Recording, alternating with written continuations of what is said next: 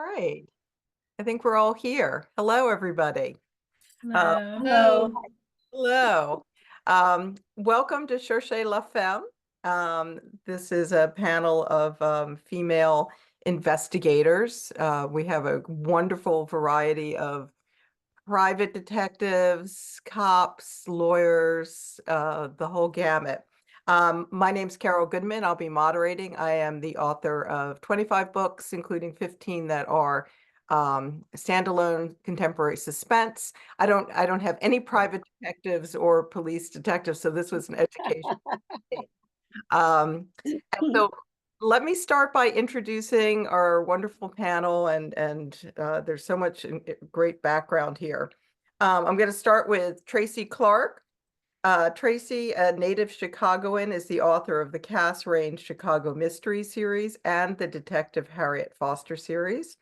A multi-nominated Anthony Lefty Edgar McCavity and Seamus Award finalist, Tracy is also the 2020 and 22 winner of the G.P. Putnam Son Sue Grafton Memorial Award and the 2022 Sarah Paretsky Award. She is a member of Crime Writers of Color, Mystery Writers of America, Sisters in Crime, and is a Boucher Kahn National Board member and a board member of the Midwest Mystery Conference.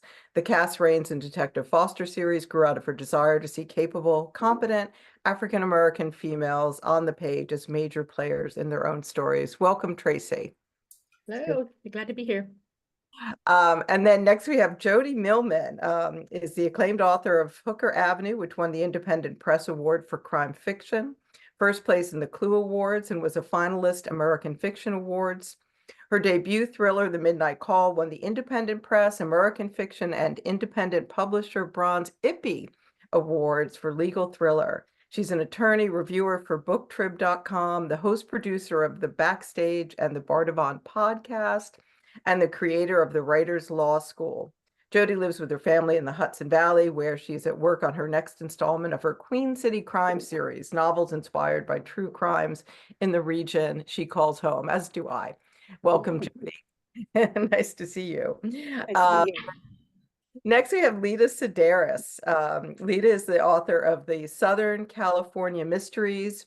She's also a lawyer who, after finishing law school, managed to snag a newbie lawyer's dream job, working as an entertainment attorney for a movie studio, kind of like her heroine, Corey Locke, except without the homicides. I'm glad to hear that. Lita is a recipient of the Helen McCloy Mystery Writers of America Scholarship Award and a two-time Killer Nashville Silver Falchion Award finalist. Lita lives in the northern tip of Southern California with her family, rescue dogs, and a flock of uppity chickens. Nice to see you, Lita. Welcome to the panel. Then next we have Libby Cudmore. Hi, Libby.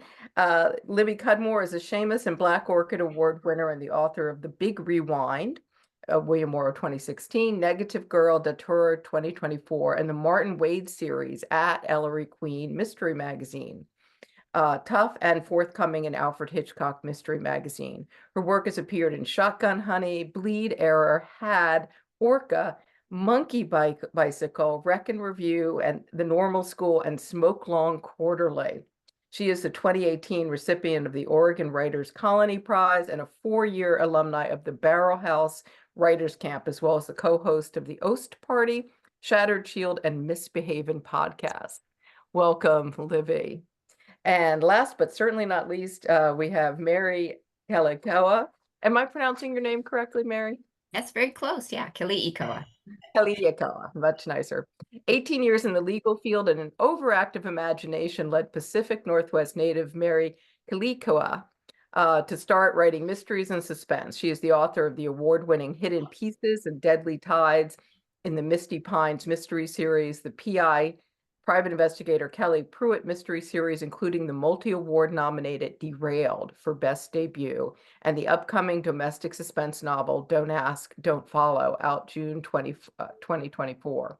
Her short stories have appeared in Woman's World and the anthology Peace, Love, and Crime. When not in Washington, you can find Mary with toes in the sand on a Hawaiian beach. Doesn't that sound nice? But even under the palm trees and blazing sun, she's plotting her next murder. So welcome to all our wonderful panelists. What a group. I'm going to start out with a question for all of you. because there's such a variety of investigators here. So first let's find out, private investigator, cop, or lawyer? Where does your sleuth fit into the detection landscape? And I'm going to start with Mary. Kelly is a private investigator. She grew up in her dad's agency and then became her own PI later in life. Okay, great. Thank you. And Jody? Well, You've got a couple. I have a couple. Yeah, I wrote from Yes. several points of views, and I have two. Jessie Martin, she's an attorney, and she's always in conflict with her best friend, Detective Ebony Jones. So I try to create tension with a cop and with an attorney. And I'm going to bring that up a little later because I think what's so interesting here is in the whole crime fighting community, you would think it would just be the good guys against the bad guys, but there's also a lot of conflict between the different fields in the legal field. So Lita, tell us about your sleuth. Thank you, Carol. In book number 1, Murder and Other Unnatural Disasters, she's a newly minted lawyer. By book number 6, she's veered off in a completely different direction and is about to launch her own PI agency. And this is a trend I see also of lawyers becoming something else, including lawyers becoming mystery writers. So, Libby, tell us you've got really two different points of view as well in your latest novel. So who are sleuths? So my first novel, The Big Rewind, she was an amateur sleuth. But now in the Wade and Jax series, my heroine, Valerie Jax, is she's the assistant to a private eye. And who knows, maybe she'll get her own license one of these days. I suspect she might. I love that you take the assistant. That's so much the tradition in detective novels. The assistant, I always think of Effie Perrine in the Maltese Falcon. And I'm glad to see the assistants moving into their own right. So Tracy, tell us about yours. You've also, I think, in different series had different roles. Yeah, I've written both PIs and cops too. I'm writing the current series is a cop. She's a cop. She works for the city.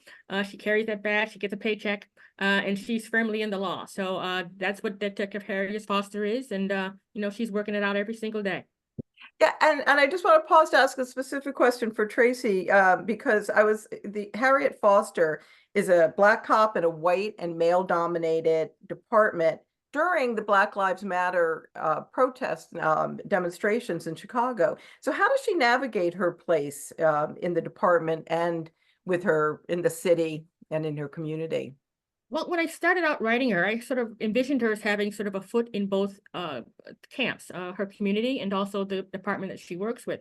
But the more I sort of write her, the more I'm thinking it's just one world, and she just sort of has to deal with whatever that is. She brings her own sensibilities to the job. She does come from the African American community, where her job, in most cases, is not sort of envisioned as a wonderful thing for her to do, but she does it.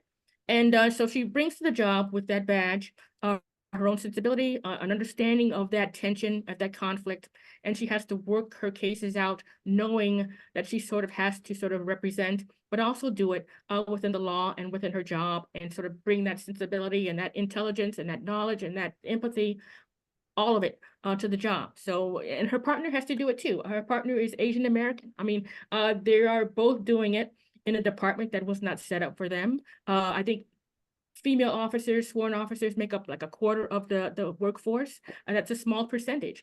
Asian Americans make up for 3% in the entire department. I mean, so they're dealing with some stuff, and they have to sort of work it out on a day-to-day basis. Right. And I love that you say intelligence and empathy, because I think there, in all of our detectives here, there's the qualities that make them good detectives may not have been what traditionally we saw in the hard-boiled detective writing of a couple of decades ago. So my next question for the group, and thank you, Trace, that was such a wonderful answer. My next question for the group is, what is your sleuth's superpower? What makes them the great detective they are? And I'm just going to go around the other way. So at least how I see you in the grid. So I'll start with Libby. What is either Martin or Valerie, because both are such great characters. Thank you. I'm gonna go with Valerie's superpower is that she's a native to the city this book takes place in. So she's able to sort of infiltrate worlds that Martin, being he's in his early 50s, he's kind of debonair and she's a little bit of a punk. So she can get into these kind of worlds and blend in and get information in ways that he might not necessarily be able to. He's a little more by the book, I guess, and she's a little grittier. Yeah. She's digging through the trash cans. She's asking the questions of the street, like of the streets. You can go under the radar a little bit. Mhm. Yeah. And it's a wonderful setting. We'll talk more about that as we go on. Lita, how about your sleuth superpower? I really didn't realize till she had that she had a superpower until book 4, and suddenly it dawned on me that she may not be exactly like the Incredible Hulk. That is, she can't leap buildings, and she doesn't need to turn into a muscular, monster type person. But by the end of every book, she's built up the adrenaline to such a level that she beats the daylights out of those criminals when she catches them. And it makes me feel so good. Any frustrations I have by the end of the book are gone. And her capabilities, gee, I wish I could do that. I wish I could go after criminals and not only catch them, but really possibly let them have it as well. I think it seems to me that we all live out some of our dreams through our protagonists. I'm going to come over to Mary. Oh, I had to think about that one when I saw that. I was like, oh, what is her superpower? I think that she's adaptable is probably one of her greatest strengths. She is not because she's new when the series starts, other than having learned under the tutelage of her father, she never really was out investigating. And so she really learns on the fly, and she's adaptable. She doesn't get so stuck in a rut of how things have to be. And I think that's her superpower, that she doesn't just get tunnel vision. She looks broad sometimes. And I think that's to her benefit on occasion. Yeah, and it'll be great to see how she grows. I think being new to the job has its advantages as well as having experience. I thought you were going to say her basset hound, Oh, perhaps. well, Floyd, yeah, I feel like basset hounds are the detective dog. I feel like they're the survey on how many basset hounds appear. That and Goldens, I think. Sorry, say that again. That and some golden retrievers. I've seen a few of those too. I have a poodle. I don't see them represented very often. So Jody, again, you have two characters really in your in the most recent book. And so tell us about their conflicting, and actually I'm going to phrase this a little different for you, because I thought what was so interesting about the friendship between Jesse Martin, an attorney, and Ebony Jones, a police detective, is that they've also been friends for years, but that the conflict, their conflicting career, I'm quoting now, their conflicting careers, Ebony as a cop, Jesse as a criminal defense attorney, has caused a rift in their friendship. So what are their superpowers, and how do they come into conflict? Well, I would have to say that Ebony's superpower is she knows where to draw the line when it comes to being a cop. She understands very clearly where she can go and where she can't go in order for things to be legal and to follow the appropriate procedure. She's a rogue. And she likes to test the boundaries. And I really think that's her superpower, and that she's fearless when it comes to that. And I guess there's another question about what is her weakness. And so I think it's a double-edged sword. Right. And Jesse's superpower is her resilience. I mean, we have a poor girl who in the first book, she almost dies in childbirth. And then we have her. The book started out really as Jesse's journey, where she was an attorney. She was affiliated with a serial killer who was a very close friend of hers. She becomes a legal pariah. And here's a gal who's, studied and worked in the law. Now she can't find a job. So she really has to reinvent herself. And she goes from being pretty much a real estate corporate attorney to a criminal defense attorney. She's totally out of her milieu, out of her ken, out of what she's familiar with. So I would have to say resilience is really Jesse's superpower. Mhm. Well, and that's so important. I gather in a repeating character that they have to be tough because you put them through a lot in each book. That's one of the reasons I don't think I've ever written a series is that at the end of every book, I think I've put this person through too much. They need to take a long vacation.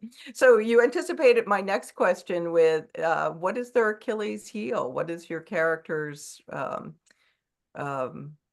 downfall, and is it sometimes part of what also makes them great? So I'll start with Lita. My heroine has the swimming skills of a snail, which get her into trouble both in book number 1 and book number 4. Book number 4, she accidentally told someone about it, and that was a big mistake. Wow. Made her vulnerable. That's interesting. So she can't swim. So No. and that's she is in Southern California, not too far. I know. Tell me about it. Yeah, you think she would have learned by now, but that's her weak spot. She would have had lessons. How about Tracy? What is Harriet's Achilles? It's hard to she's so strong. I'm not sure. Yeah, but she's got a lot of stuff that she's dealing with. I think her greatest thing Yes. is how she sort of has not dealt with loss and grief. And Mm, those are the two things that are sort of like the monkey on her back. I mean, she can do all of this great work while she's working. She can solve these cases. She knows how to do her job. She's done it for years and years and years. And then on the other half of that, she's sort of in stasis. She is a person who's sort of living a half life. So this inability to sort of deal with grief and loss and to move forward is the thing that's holding her back. yeah. And yet it's probably what she needs to do in order to go forward, but you do have a Yeah. feeling that eventually that will catch up to Hopefully, her. yes, yes. Yeah. Yeah. Mary. Oh gosh, Kelly has this thing. She's dealing with grief too, with her dad recently dying and a marriage falling apart. But really she thinks she needs to do everything by herself. And that is one of her greatest growth arcs in the series, is that she starts out thinking she has to be a mom. She has a deaf daughter, and so she's a single mom and she's navigating several different fronts, and she thinks she has to do it all on her own, and she has to figure out the case on her own and raise her daughter and be all these things that society thinks a woman should be, and she just never asks for help, and that gets her into some problems sometimes. So it's definitely part of where she grows as a character. Yeah, and that's there was a quote that I saw. Let me just see if I can find it right away. I can't. Oh, here it is. No, there it's not. But I remember that very specifically that at the end of this book, your protagonist really questioning, I can't go it alone. So, and I think that's, let's start with Jody. I don't know if you've answered the Achilles heel, but also, can your characters go it alone, or how do they learn to cooperate? I think it's so women are, we're struggling with a family and so many responsibilities and being independent. So asking for help is difficult, I think, for the modern woman sometimes. How do your characters deal with that? Well, Ebony's a part of a team, so she has a partner that she deals with every day. So, and he is the guy that really keeps down her crazies. Where she likes to go off on tangents and she's really the risk taker. He's the one that's more straightened by the book. So the two of them really complement each other, almost like a yin yang. And the same thing with her and Jesse. I mean, you have two sides of really the legal coin. You have one who's trying to catch the bad guys, who's a criminal defense, who's a cop. Then you have a criminal defense attorney who's trying to get them off. So you had this kind of yin yang situation with both of the important characters in Ebony's life. When I first wrote the book, I thought it was going to be Jesse's story, but as I got into it, I realized that really the key was my detective and how she was going to handle her partner and the promotion that she wanted and her career and her Achilles heel, which is a fear of opaque water. And for those of you who don't who don't know, live right near the Hudson River, which is, you can't even see your hand in front of your face if you're in it. So Yeah. here you have a cop who's investigating a water crime, and she's Right. got to go in the river and be near the river. So that's her Achilles heel. Yeah. So we've got two aquaphobics. Yes, Lita and I, yes. Well, she's not only Clearwater's fine. It's just opaque water. So put her in the Mediterranean. And she's a happy camper, yes. The Hudson is pretty murky. Yeah. And those scenes were so suspenseful. Lita, so how about your character? Where does she is she able to ask for help? Where does she find her help? In the first book, she's also actually coming out of a grieving stage because she had lost her father, but everybody tries to help her. People keep coming, from all directions offering to help her, and she just pushes them all away. She thinks the only way to do it is to go alone. As the series progresses, by book number 6, she's got 3 very loyal sidekicks, and all of a sudden a mother who was dead set against her from doing any private investigation work on her team, which is sometimes a good thing, sometimes not so good, because she's got somewhat of a helicopter mom still, even though she's 26, who wants to be part of everything. But so I really appreciate the fact that she's matured since the first book, and behaves a lot better than the brat she was in the beginning. So I've got a 32-year-old. You can still be a helicopter mom. for sure. How about your protagonist? How about Valerie? She's pretty tough. She is, and I think her and Martin are both sort of loners that came together. And actually, going back to your previous question, that's a little bit of her Achilles heel. She has, without giving too much away because the book isn't out yet, she's running from something in her past, he's running from something in his, and they kind of collide. And a lot of the first book and a little bit of the story Wait for the Blackout, which was an Ellery Queen, is them sort of figuring out how to work together as these sort of two loner, wounded personalities. Yeah, I think that dynamic is both of them are very resistant to getting help, or and very careful about not crossing lines. What about Harriet? What's her support system? Oh, she's got nothing. I mean, she's definitely she's white knuckling it the whole way. I mean, she's not asking for help. She's not reaching out for help. She should have done it years ago. She hasn't.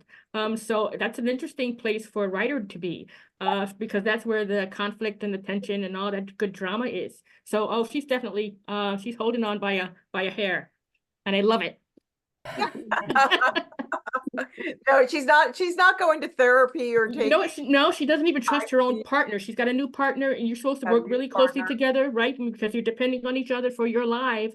And she doesn't even trust Lee. When book 1 and 2, they are sort of working together, but really not, because Harriet's still in her place. Right. But yeah, it's a wonderful sort of character juice or gas to sort of work with.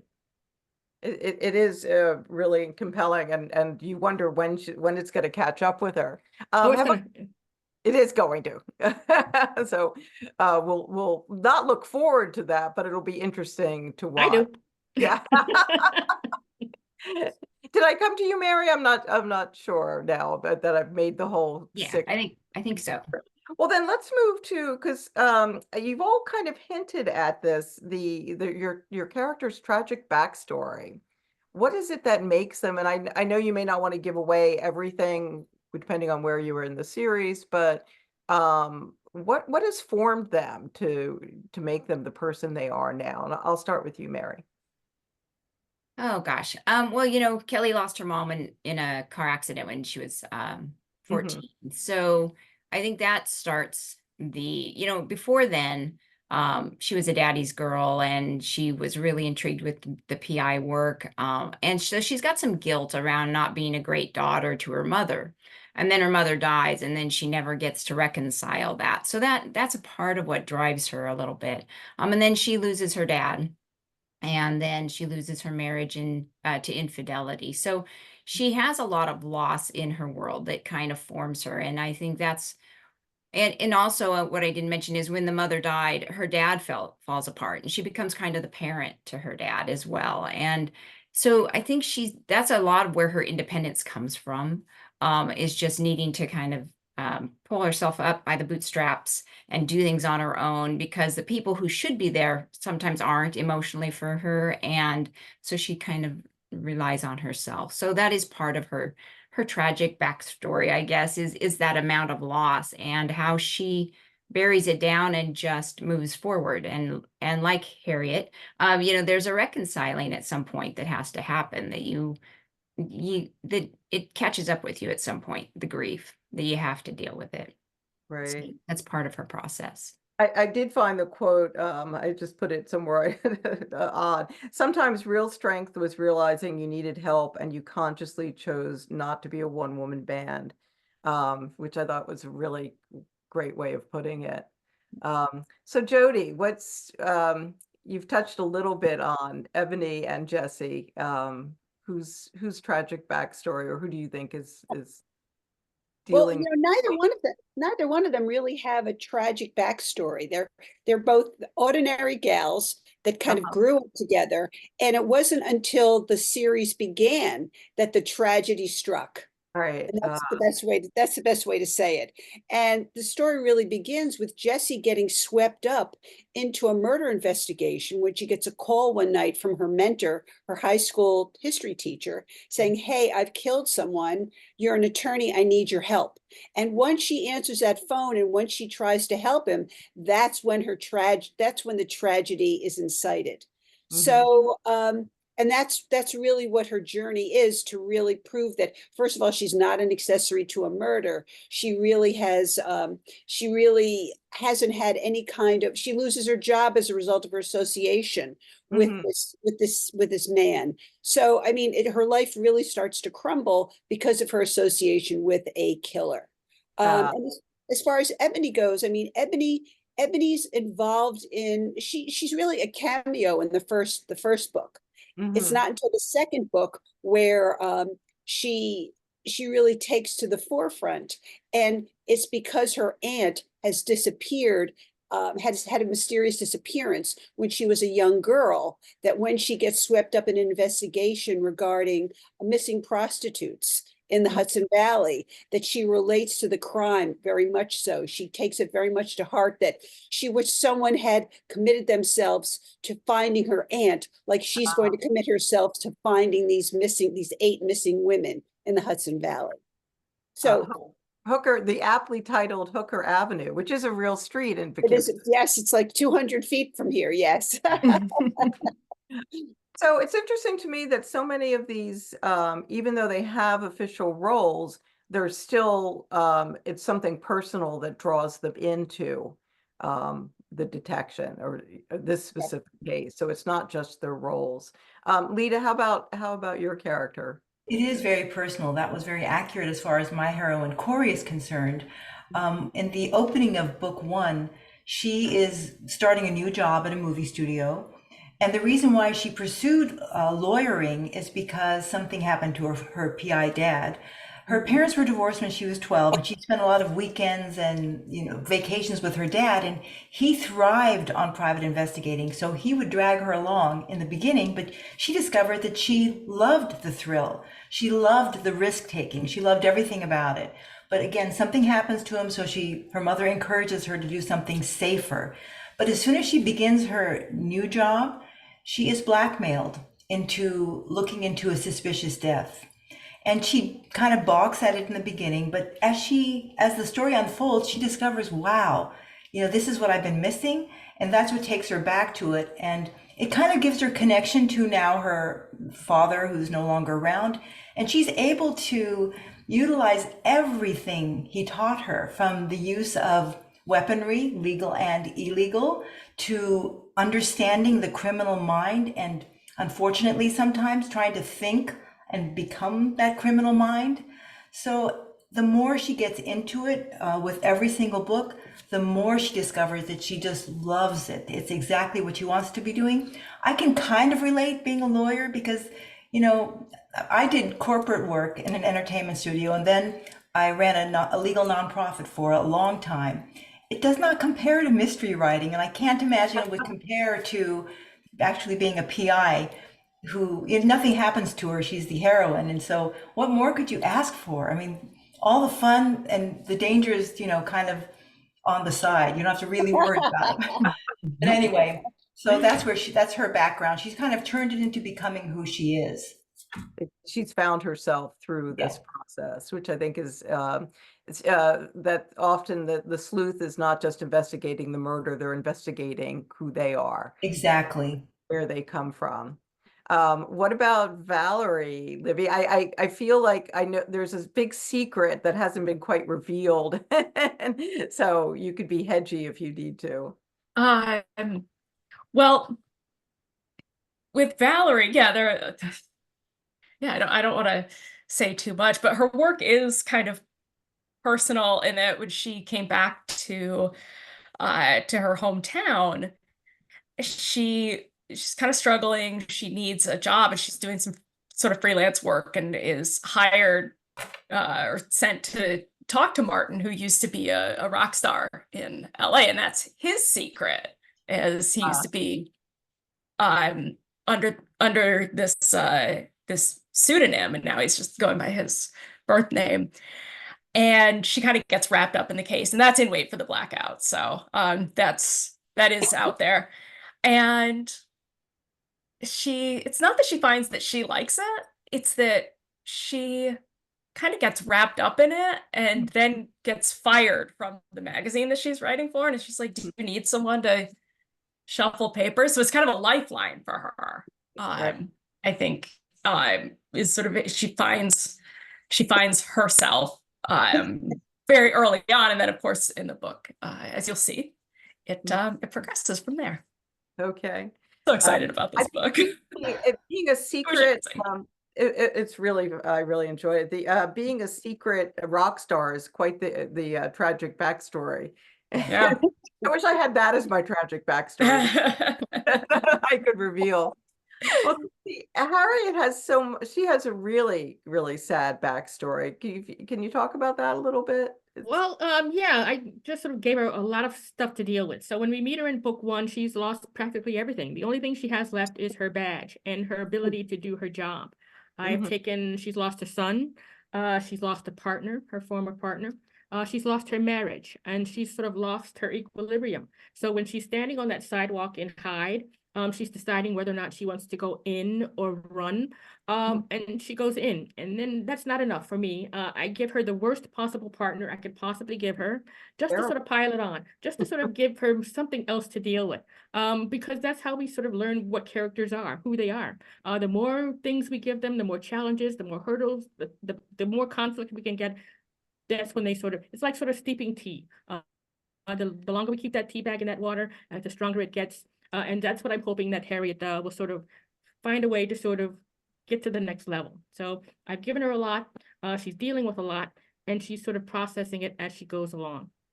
You have given her, I sometimes talk to my students about when in writing, in the writing class I teach, digging a hole for your character. And, if you can dig a really deep hole for them, you still have to somehow, right, I think, absolutely, yes, have them find a way out, and how they, but do you ever, this is a pop-up question, as I also say in class sometimes, do you ever feel like you've dug too deep a hole for your characters? I'll take a tear for you. Tracy? I don't. No. The deeper the better. The deeper the better. Has anyone ever felt like oh, how am I going to get them out of this? I think my worry is, in the first book, I think I dug a really deep hole for Martin specifically. The question is, if I want to keep writing stories about this character, I can't keep going back to that hole. Like, I have to find a new hole to put him in. So that's going to be a real challenge going forward. We'll have to fall into a new one. Have any thoughts about that? I agree with Tracy and Libby about the hole digging, because I mean, it's conflict. There has to be conflict, and the deeper the better. And sometimes it is hard, like Libby was saying, to figure out how to get them out of the hole, especially when you have a series. But Mhm. that's the beauty of writing too, because when you do reach that way to resolve it, it's very satisfying, and it does help your character grow. Like I said, mine's matured substantially from book one. I'm so happy that she has, because I was getting a little tired of her, Yeah. being so immature. But I love those holes too. Yeah. Yeah, I was going to say, I totally agree. I think they need the holes. And as long as you can get them out at some point and it doesn't become, annoying to keep seeing them in that hole, like, you got to give them a way out. So as long as they have a way out at some point, I think, the deeper the better. So makes them grow as a character. So. My books are a little bit different because they are inspired by true crimes in the Hudson Valley. So when I go in and I begin the process, I'm really relying upon facts. And so I really can't change the ultimate outcome. I can change the journey to get my clients through this crime. So it's not as if I'm ever faced with a hole. Mhm. Because to some degree, my path is laid out for me because I have, I'm relying upon facts, I'm relying upon reality to guide me through the process. So that actually, thank you, Jody. That brings me to my next question. All of the settings I thought were really varied and important to each of your stories. So you're in the Hudson Valley and you're looking at true crimes that you look for actually a crime that has occurred. So And how does also crimes that I've had a connection to, because the first Mhm. crime was about a teacher who kills a kid that trespassed through his yard. And that was my ninth grade history teacher. That Wow. was a true story, and I knew the killer. In the second one, Hooker Avenue, my business partner and I bought a building, and literally these women were being solicited, these prostitutes were being solicited on the front steps of our law office. Wow. And they were disappearing over a period of time, and we got to know them. So Mhm. in each one of my books, I have that connection to the crime, and these are stories that could only happen here. Mhm.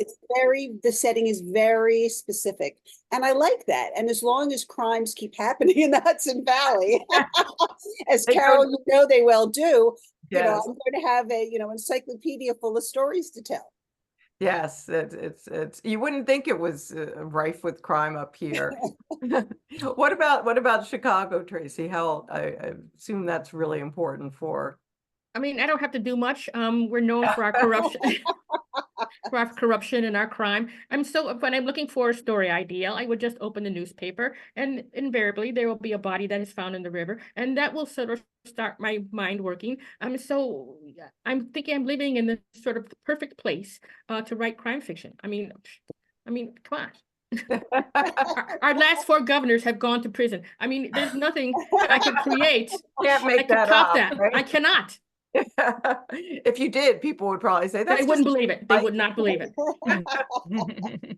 so. Mary, what about Portland? Right, is where Kelly is. Yeah, Which is like yeah. such a lovely place. It's a lovely place. It has what I love about Portland. I mean, I think Kelly Pruitt could have solved crime anywhere in a lot of ways. I mean, this is, it's a big city, right? But what I loved about Portland in particular is that it does have this beautiful place. It comes in, it has beautiful parks and a beautiful river that runs through it. And yet Mhm. there's a full gritty side to Portland that you don't see.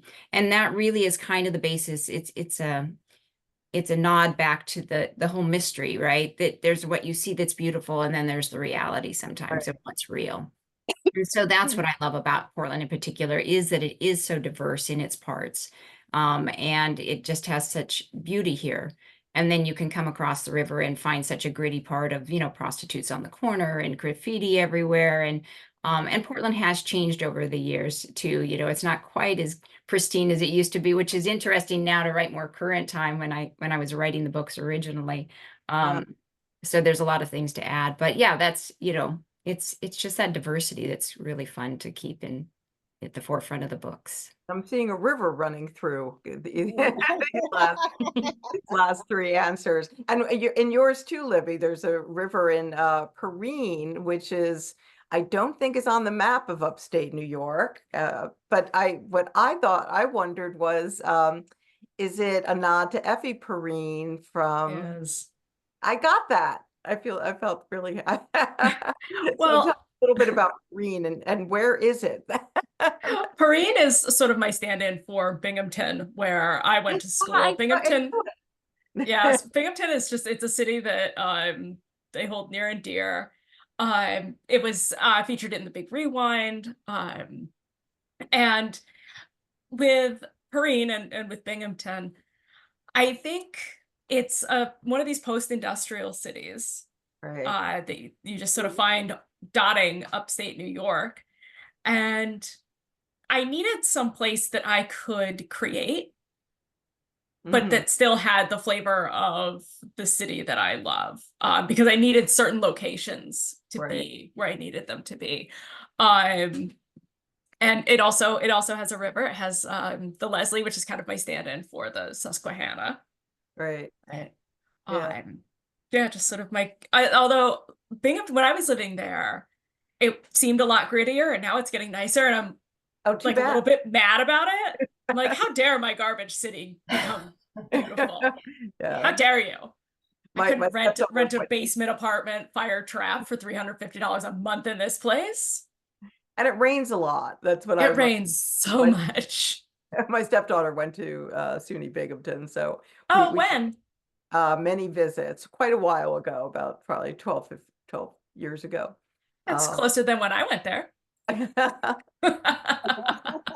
it did have a great sort of gritty feel to it. Yeah. I was feeling the Binghamton vibes. Then my Lee- work here is done. it's Oh, a I great see somebody in the chat. Hello, fellow Shelley. Ding alum, right? And we do have another question in the chat, but let me the northern tip of Southern California, which I thought was such an interesting way of putting it. Southern Cal, I mean, it's the home of where noir comes from. So, But I don't write noir. I write lighthearted mysteries. Yeah. I grew up in Southern California, so I saw a lot of diversity in the people, in the weather, from snow-capped mountains to the beaches to the deserts, microclimates. And then there are the settings that I went to where nothing ever happened. I put my heroine Corey in those same settings, and of course, everything happens. And I love putting her there because I discover more about the settings than I knew just Right. because she's there. I usually write about them first and then research them afterwards to see what I've missed. And I'm stunned oftentimes to find that I'm pretty close. For example, I went to school at UCLA. I never visited the underground tunnels there. I was too timid. But of course, she's not even the least bit timid. So, she goes for it. In my latest book, I made up a whole town, a small town, population 1,200, located between two powerhouses, Malibu and Calabasas. And so it was this town where nothing ever happens, and all of a sudden, there's at least one homicide involving a dysfunctional family and a half-baked psychic prediction. So the reason that I came up with that story was actually there was a little bit of true crime inspiring each of my installments as well. And I happened to know of someone who was a matriarch of a dysfunctional family who passed away, and boy, were they angry because of the monetary arrangements after her passing. So they wanted a piece of that.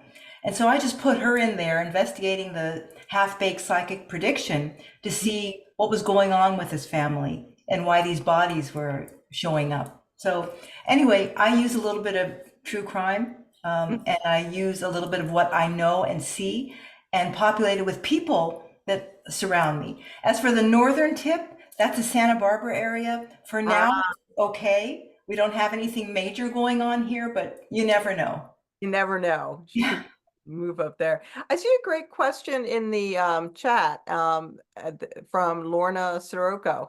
What does being female change or add to how your characters investigate compared to traditional male investigators? And how do you work in the romance? So who wants to start off with that? Oh, I'm not getting it. I'll start.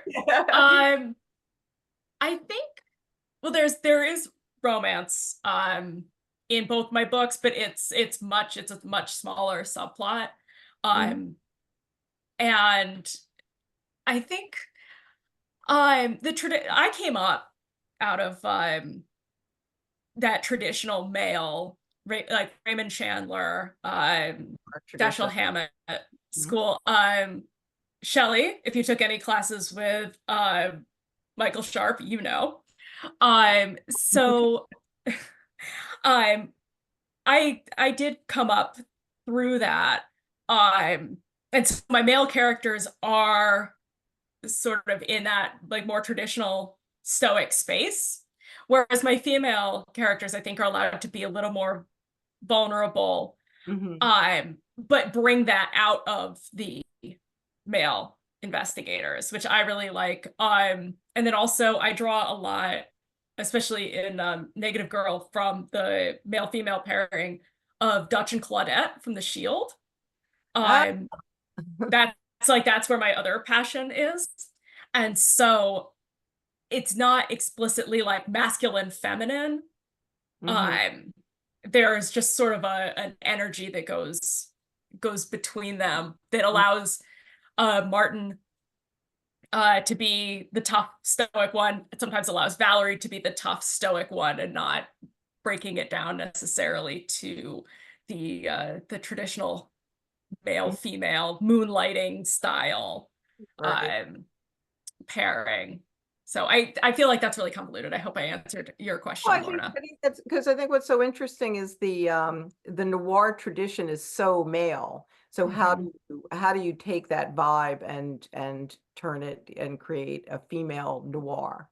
Yeah, I think you do a great job of that by inverting some of those gender expectations. Yeah, and having a female that can be that I need to be tough for the story, but also has to be vulnerable to serve the story as well.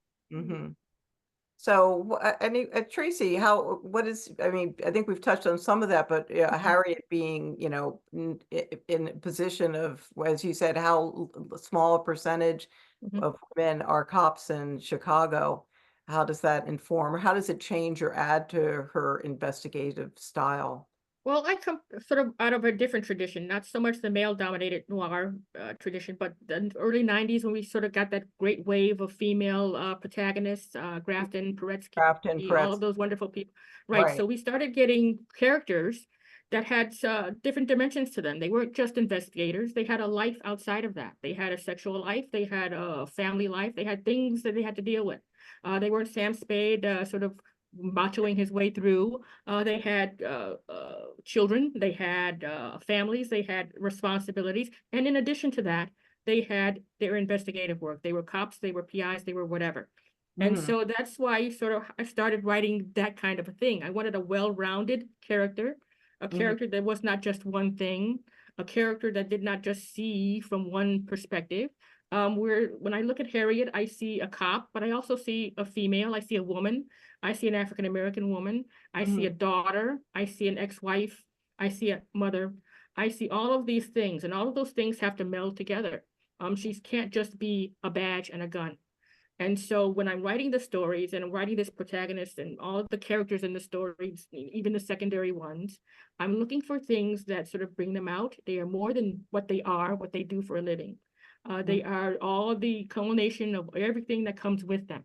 And so that's how I sort of trained myself to write. That's how I started to write. And that's why I sort of continue to write, to sort of give that rounded perspective. All right. Yeah, I'm so glad you brought up Grafton and Paretsky and how that really translated and expanded that detective tradition. And they were all heirs to that. Anyone else think what are you thinking, Jody, in terms of what being women changes for your sleuths? Well, as far as Jessie goes, when the series starts, she's like 7 months pregnant. And that pregnancy has a lot to do, impacts her ability to live, basically. And it also creates an arc where, as a result of the stress of the situation that she finds herself in, as a result of her relationship with this killer, it puts stresses on her body, which are things that, maybe men go through, but men can't go through pregnancy, can't go through delivery, right? So that really, that was a really strong character trait of Jessie. And as far as Ebony, the detective, originally she was a man. When I Oh, and then to me, I realized I was writing a book where Jessie was the only woman in the book. So I mm, created this character, as I said, in a cameo in the first book. Her friend, Detective Ebony Jones, was able to go up and pat her belly and say, "Oh, hey, I see you're pregnant. We have to get together for lunch," and right. hinting at their relationship, their past relationship. And then when I created my detective, first of all, in Poughkeepsie, there are so few women who are minorities. There's so few women on the force. There are none that are detectives. So I Mm, wanted a character who challenged what the norm was in our specific police department. And that's how I created Ebony, because now she's got that glass ceiling to break. You know, mhm. she's got to climb, she's got to work hard to prove herself, because as we find out as we go through the story, she wants to be the first woman police chief in the Hudson Valley, and that's her goal. Good goal. I love it. Yeah. What about you, Mary? How does being a woman Yeah. impact Kelly? Yeah, so kind of just what Tracy said, that I remember when I was a Sue Grafton fan, just consumed all of her books and loved Kinsey. In fact, Kelly was kind of born from my love of Kinsey Milhone. Um, but really, I think it adds so much, her being a woman, the empathy factor, that she has so much history from being a mother, from being a daughter. And so, but I also think as she investigates, she knows she can't rely on muscle. Mhm. So much in the male genre, it's, I'm going to go in and, I can take this guy. Well, Kelly knows she can't take this guy. So she's going to have to play it a lot smarter Mhm. when she walks into any situation. And I think that is her, adds to her superpower, actually, is being able to assess the situation and pull out what she needs to. Sometimes it can be flirty. Mhm. Sometimes it can be just, how she directs or how she's relating to a woman that she might be talking to in that moment. Mhm. However it is, she's, adapting to that. But I think that all adds. And as far as the romance part of the question for Kelly, she had I just worked a cop in, kind of a common trope. You know what? I worked in a cop love The cop. So Boyfriend. he had a couple of things. He could be good information and romance. So that's how I worked that in. So It is done often, but I always enjoy it anyway. The sort of hot cop boyfriend. And Uh, it's so funny that you say like, oh, she can't, she knows she can't fight her way out of this. Because I made Valerie a boxer, like specifically, so she's actually kind of she's, he's the a foot muscle. shorter than him, but she's weirdly like the muscle of the operation, even though he's like, we don't do that. We're a sophisticated organization. She's got a roll of nickels in her I was purse. gonna say, she has the roll of nickels, and there's some sort of lead something in her drawer too. I think Yeah. mentioned. Well, A woman's got tools in her handbag always.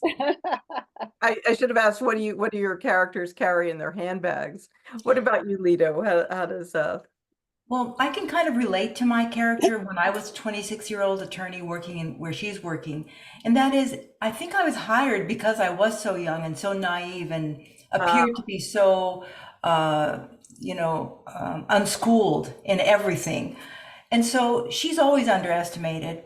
And I just waited. 6 months went by, and all of a sudden everything had changed because I was just waiting for a chance to learn everything I could and then to prove myself. So she's always trying to prove myself. She does carry a roll of quarters in her purse, Libby, because brass knuckles are illegal in California. That's one thing she actually does adhere to.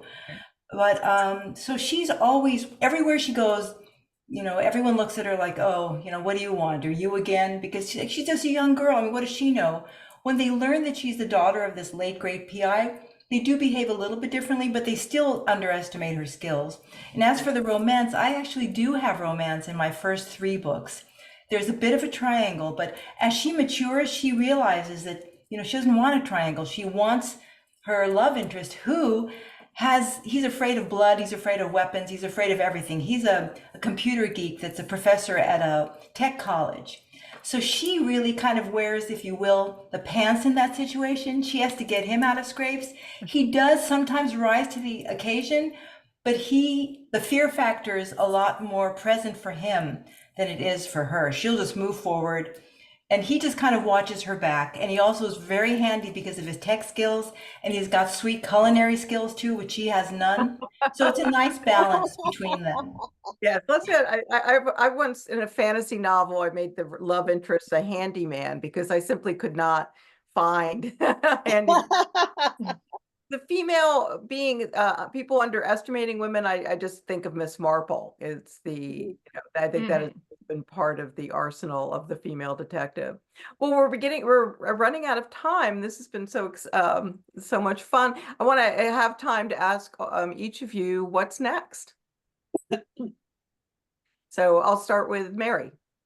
Yeah, what's next? June 4th, my first domestic suspense, Don't Ask, Don't Follow, is out. It's essentially murder, dark family secrets, and the unwavering bond of sisterhood regardless of the cost. So yeah, it's my first one. I'm excited. First standalone. Oh, congratulations. That sounds wonderful. How about for you, Jody? Well, I'm giving my Queen City crime series a rest, and I'm working on a novel called The Lawyer's Lunch Club.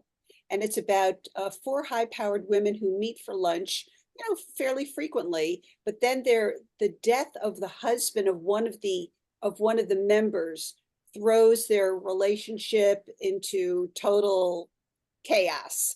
So I'm interested in doing that. I'm learning about new characters, and but again, it's based in the Hudson Valley. We're not going anywhere. Yeah, the Hudson Valley is a location that just keeps on giving. At least Yes, it does. I have found that true. How about you, Tracy?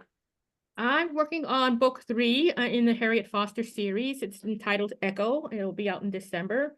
And it's about college hazing, 2 cases separated by 30 years. And the team has to sort of pull all the threads together.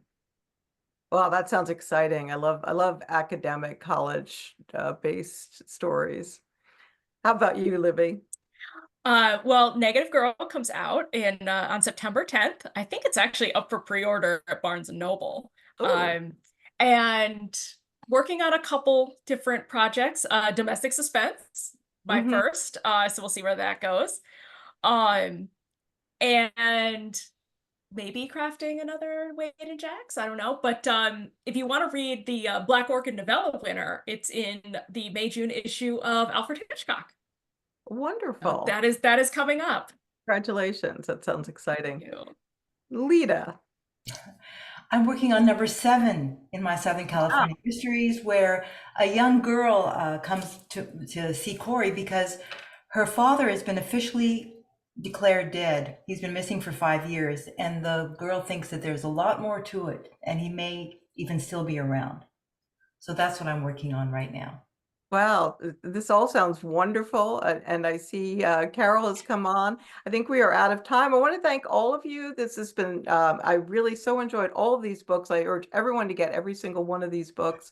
They are really fun and really worth reading. And thank you. Thank you all for being such great panelists. Thank you. So good to meet everyone. Thanks to Carol, and thank you to this wonderful panel. Lots of things.